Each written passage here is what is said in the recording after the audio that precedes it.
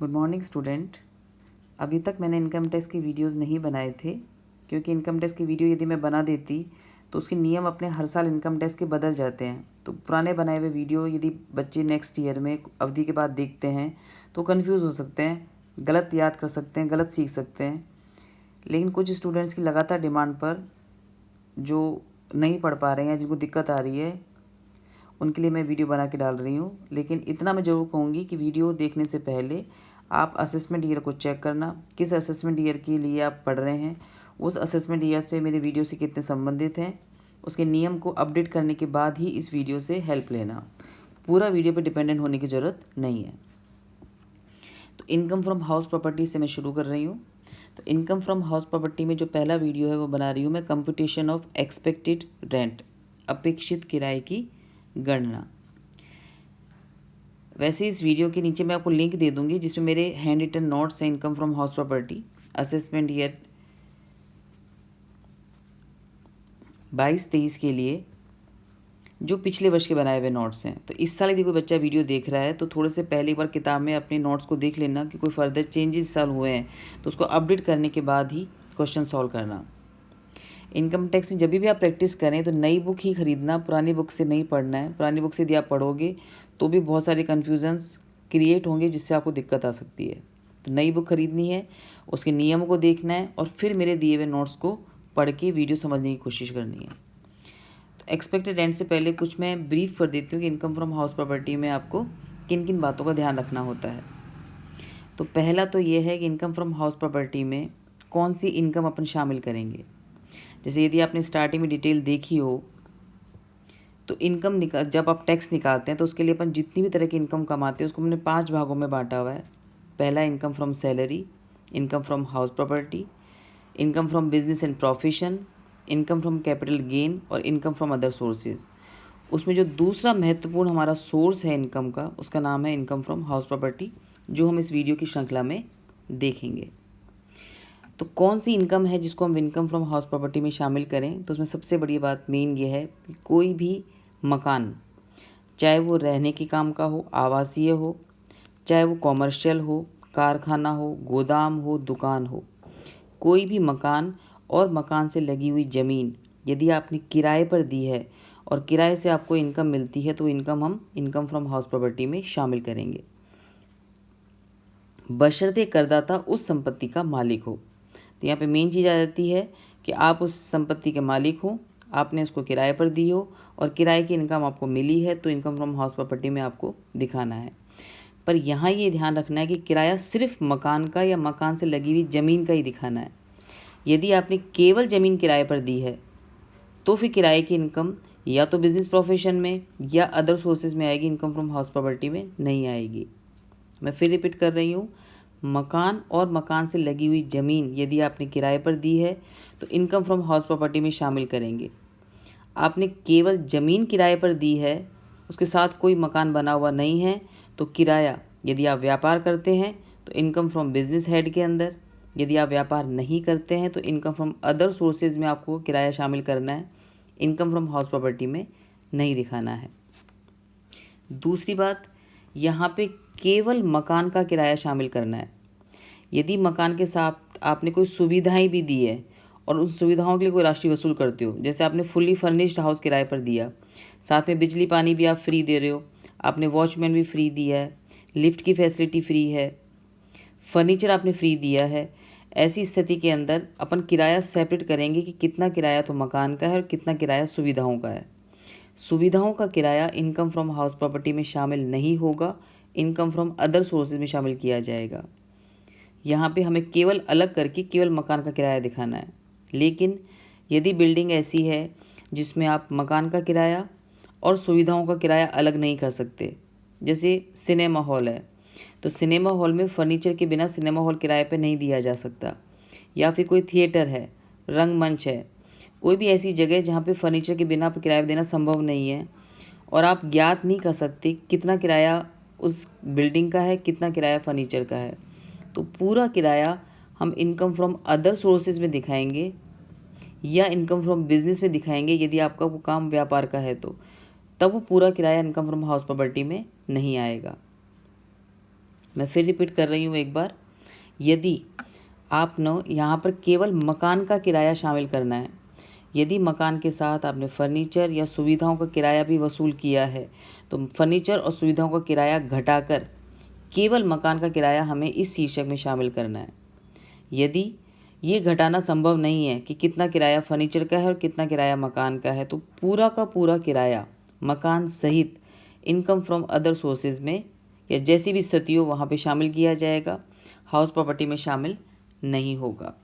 तो ये कुछ कुछ मेन बातें ही दिखा रही हूँ, बाकी जो डिटेल में जो नोट्स हैं वो या तो आप बुक से देख लीजिए, स्टार्टिंग की थ्योरी के क्या आपके फंडामेंटल्स रूल्स हैं, या फिर जो मैं नोट्स का भी आपको लिंक शेयर करूँगी उसमें आप देख लेना। तो यहाँ पे हमें निकालना होता है सबसे पहले वार्षिक मूल्य की गणना। वार्षिक मूल्य की गणना में हम मकान की इनकम को दो भागों में बांट सकते हैं, एक मकान जो स्वयं के निवास के काम में आ रहा है, एक मकान जो किराए पर दे रखा है।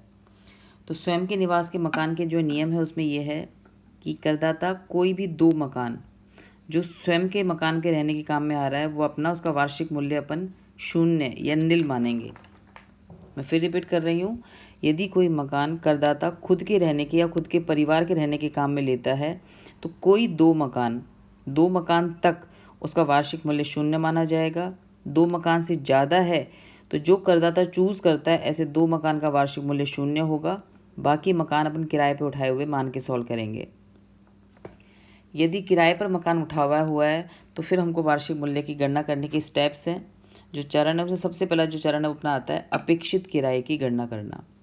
यानी जब भी हमको किसी भी मकान को जो किराए पर उठाया हुआ है या जिसको आपने किराए पे उठाया हुआ मान लिया है, यानी दो से ज़्यादा मकान आपके हैं, तो जो तीसरा मकान है जिसको आपने किराए पे उठाया हुआ माना है, इन दोनों का तरीका एक ही होगा सॉल्व करने का। उसमें पहला स्टेप आता है अपना अपेक्षित किराए की गणना। अपेक्षित किराए की गणना के लिए आपको प्रश्न में तीन तरह की सूचना दी हुई हो सकती हैं। पहली सूचना होगी म्यूनिसिपल वैल्यू, दूसरा होगा फेयर रेंट और तीसरा होगा स्टैंडर्ड रेंट। नगरपालिका मूल्य, उचित मूल्य और मानक किराया। थोड़ा सा ब्रीफ कर देती हूँ होता क्या है। जिस जगह आप मकान की आय की गणना करना चाहते हैं उसके आसपास जो भी नगरपालिका एरिया ने उस मकान का कितना किराया निर्धारित कर रखा है उसको हम बोलते हैं म्यूनिसिपल वैल्यू।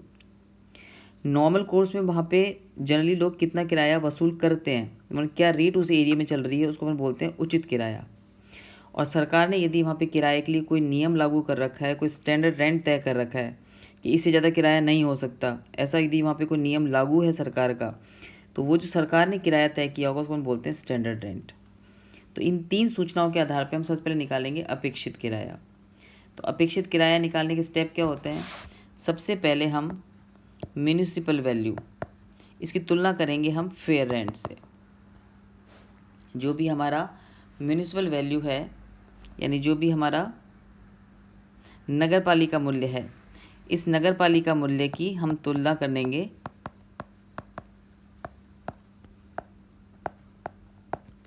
उचित किराए से और तुलना करके देखेंगे कौन सा ज़्यादा है। दोनों में से जो भी अधिक होगा, दोनों में से जो भी अधिक होगा उसे हम चुन लेंगे, उसे चुन लेंगे। यानी हम इन दोनों को कंपेयर करेंगे, जो भी हाईएस्ट है उसको हम इसमें से चुन लेंगे। इस चुनी गई, ये जो हमने चुनी गई हाईएस्ट वैल्यू है, इस हाईएस्ट वैल्यू की हम तुलना करेंगे स्टैंडर्ड रेंट से। यदि क्वेश्चन में दे रखा है तो स्टैंडर्ड रेंट यानी प्रमापित किराए में से, और दोनों में से चुन के हम देखेंगे इसमें से कौन सी वैल्यू लोएस्ट है। यानी दोनों में से जो कम होगा वह हमारा कहलाएगा अपेक्षित किराया।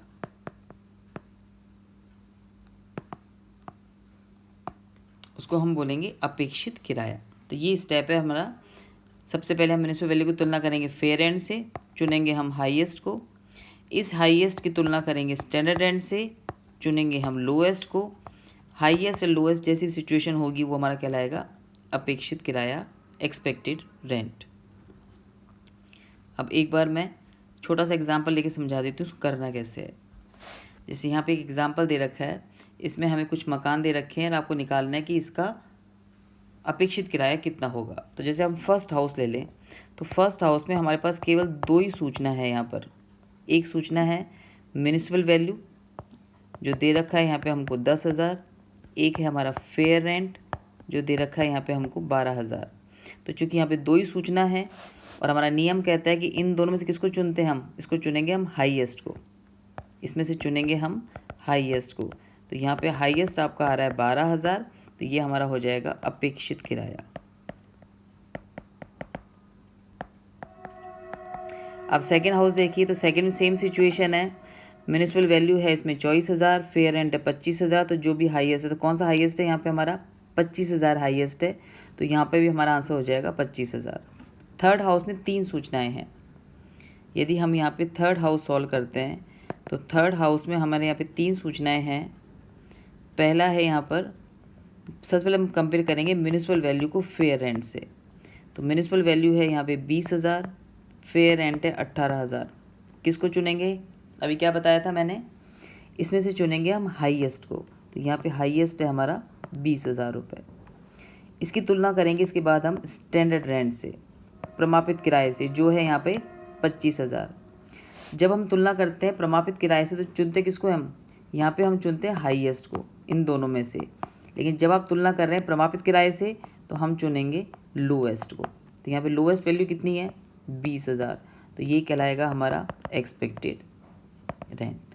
इसी तरीके से आप आगे से हाउस की थर्ड, फोर्थ, फिफ्थ, सिक्स्थ के हाउस की सॉल्व करके देखना, आंसर मैच करना। कोई दिक्कत आए तो मुझसे या तो कॉल करके पूछना या व्हाट्सएप से पूछना। आज के लिए इतना ही।